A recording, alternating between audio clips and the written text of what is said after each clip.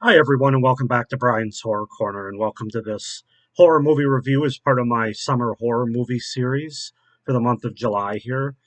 So we have reached the end of the month and the end of this series, and we're going to go ahead and review the final movie for this series, which I think is a pretty good one, and that is The Cabin in the Woods from 2012 horror comedy. So yeah, The Cabin in the Woods. Before we get into it, another new shirt that I got here, Halloween 1978, Haddonfield, Illinois, with the nice spooky jack-o'-lantern in the middle there. So just wanted to show that off. I hadn't worn it before.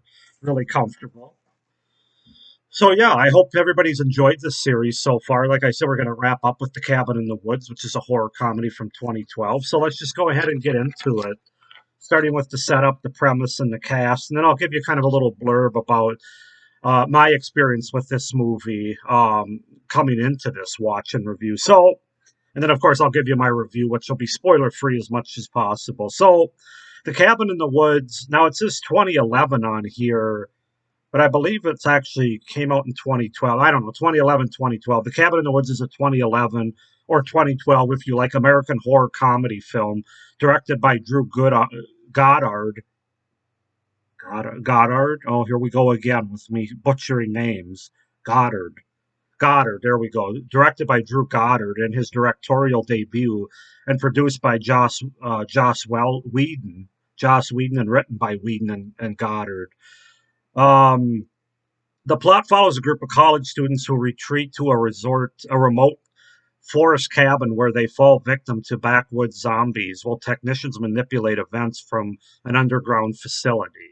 So that's sort of the gist of the movie. As far as like how it unfolds, the story of it. So, in an underground laboratory, engineers Gary Sitterson and Steve Hadley discuss plans for a mysterious ritual after a similar operation in Stockholm has ended in failure.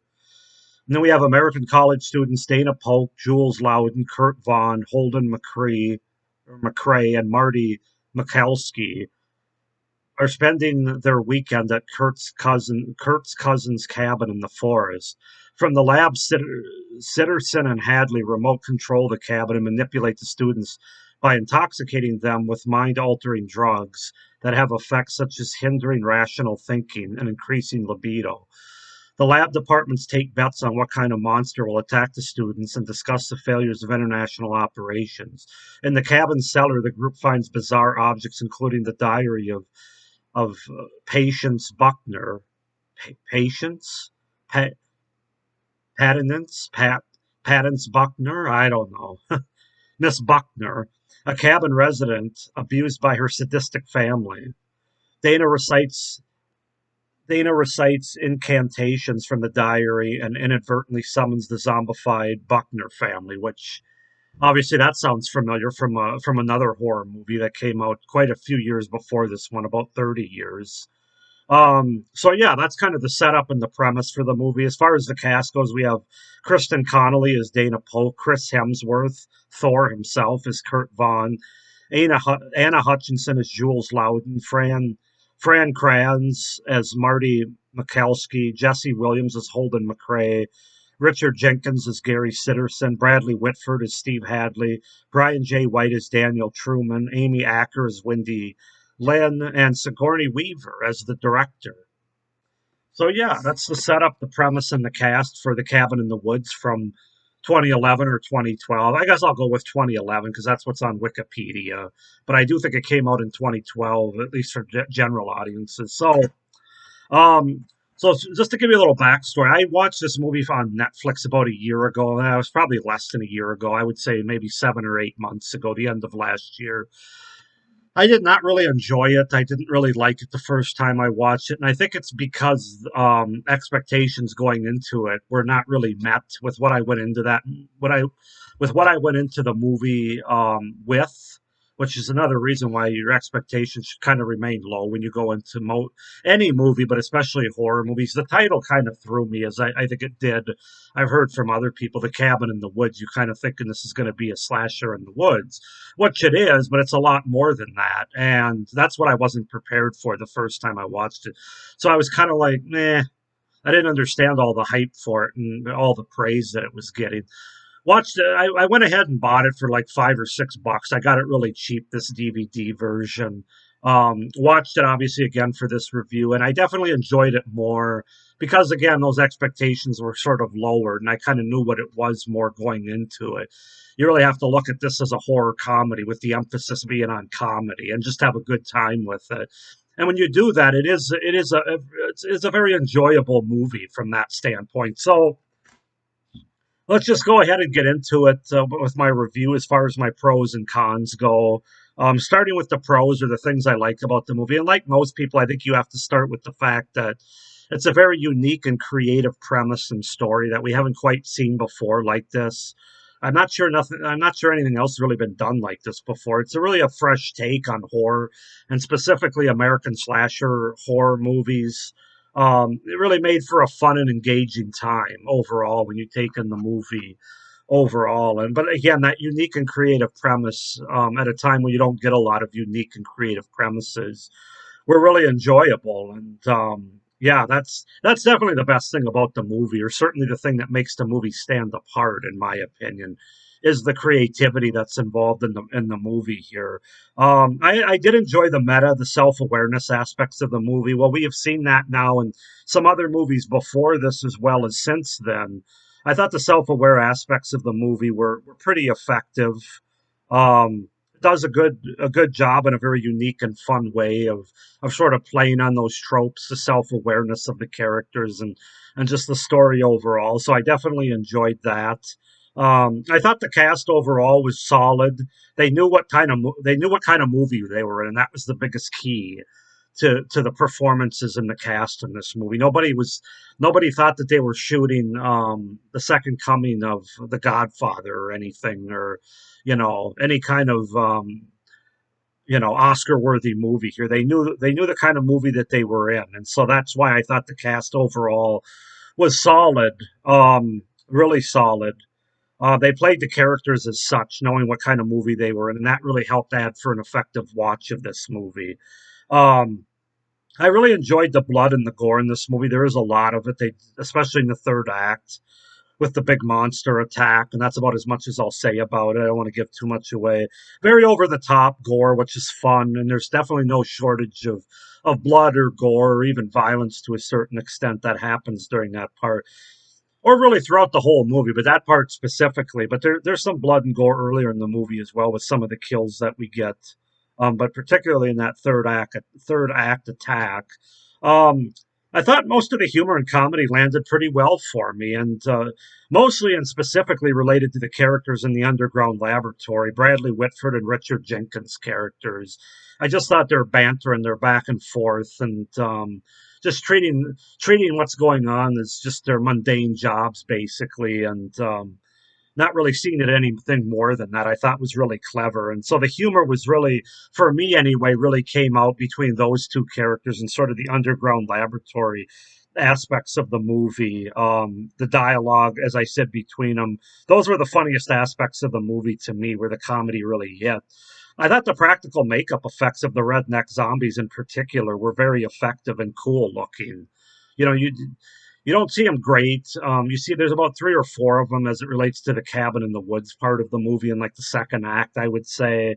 But yeah, the effects of the makeup are really good, and I definitely enjoyed that. Also, the fact that a bear trap is used as a weapon, which I've obviously never seen before, and I don't think exists in any other movie. That was a really fun and creative um, weapon to use for the killers, the zombies. So enjoyed that.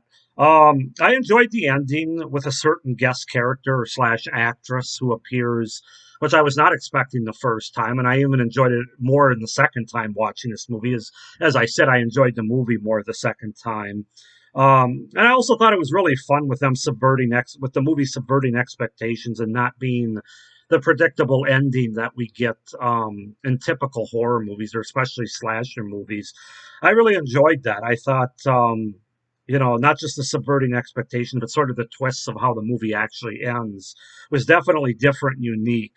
I think it's a pretty well written and directed movie, especially written as it relates to the dialogue between the characters. And I think the execution overall is pretty good given this unique premise. You could really shit the bed when you have this kind of unique and creative premise, but I thought they did a pretty good job. Not a perfect job, but a pretty good job. And then finally, I enjoyed the twists and the turns that we get in this movie, particularly in the last two-thirds of this movie. It just kind of leaves you off balance to where you have no choice but to be engaged in the movie. And so that was kind of fun and different. So yeah, those are the things that I liked about Cabin in the Woods. My pros for the movie. There are some cons as well that I have with the movie. I do think that it takes a bit to get going. The first act of the movie, the first 15, 20 minutes are kind of slow paced, and they don't really. I don't mind if things are slow paced as long as they set up characters and character backstory, but this movie really doesn't do that. We just meet these five characters and, the cliched characters that we often get, and they don't really give us much to go on behind that. So if they had done that, then I wouldn't say that it was sort of a slow first 20 minutes of the movie, but they don't really do that well. So it does take a minute to get going, but once it gets going after 20, 25 minutes, it is pretty much wall to wall entertainment. There is some bad CGI towards the end of the movie, mostly related to the monster attack that I was talking about. As it relates to some of the monsters and the creatures we see, it's very obvious that it's CGI and just looks bad. Much now, this might be where I differ with some people, and I'll talk a little bit about this when I get through my cons, but this is much more of a horror comedy movie, much in the same way as Shaun of the Dead or, um, you know,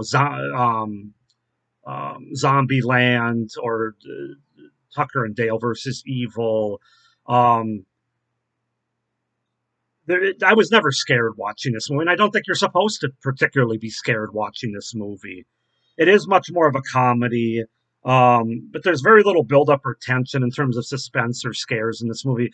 They try to do the old jump scares, which I don't really think fits with this movie, which is another con I have. I think when you have a clever and unique premise and story, I don't think jump scares are really the way to go in this movie, where you basically have kills that come out of nowhere to try to have some scares in there for the audience.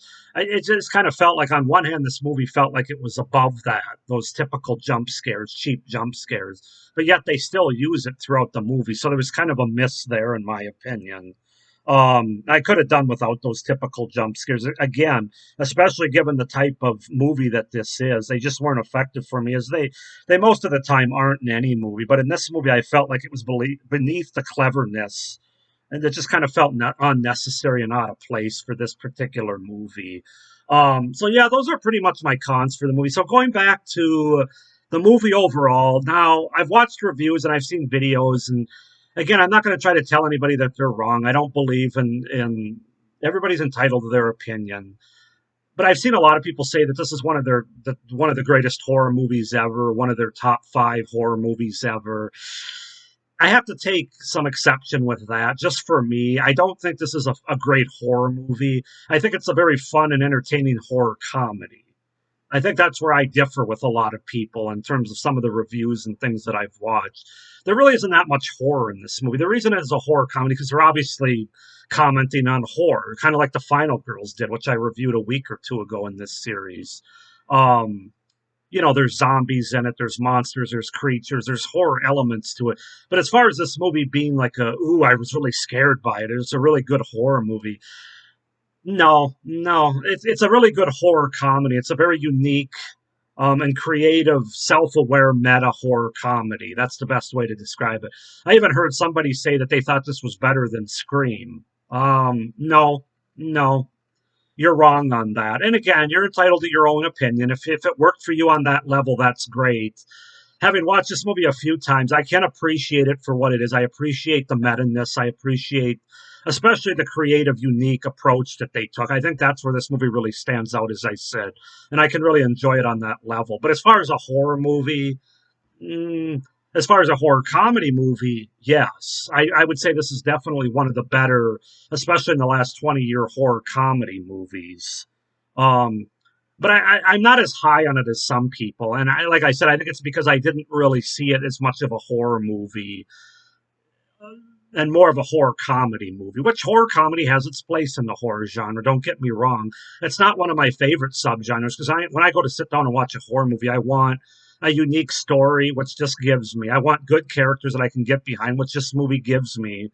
And this movie, as a horror comedy, did give me the comedy that I was looking for the most part. Not perfect, but there's like I said, as far as a horror movie, that's where I think I differ with a lot of the reviews and the videos that I've watched. I This is not one of my great. It's not one of the greatest horror movies ever made. It's not even as good as Scream, in my opinion.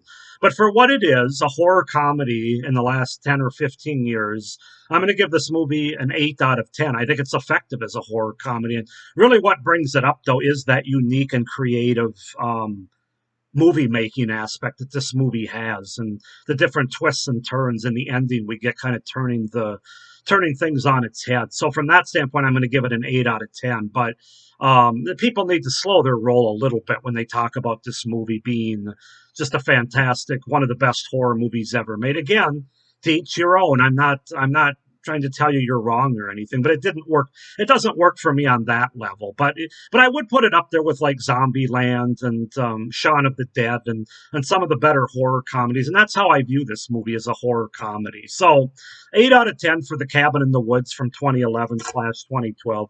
Go ahead and comment down below, guys, what you think of The Cabin in the Woods. Do you view it more as just a straight up horror movie that worked for you on that level? Do you agree that it's more of a horror comedy and it works on that level well for you? Or did you not like the movie? I'd be curious to hear down in the comments below.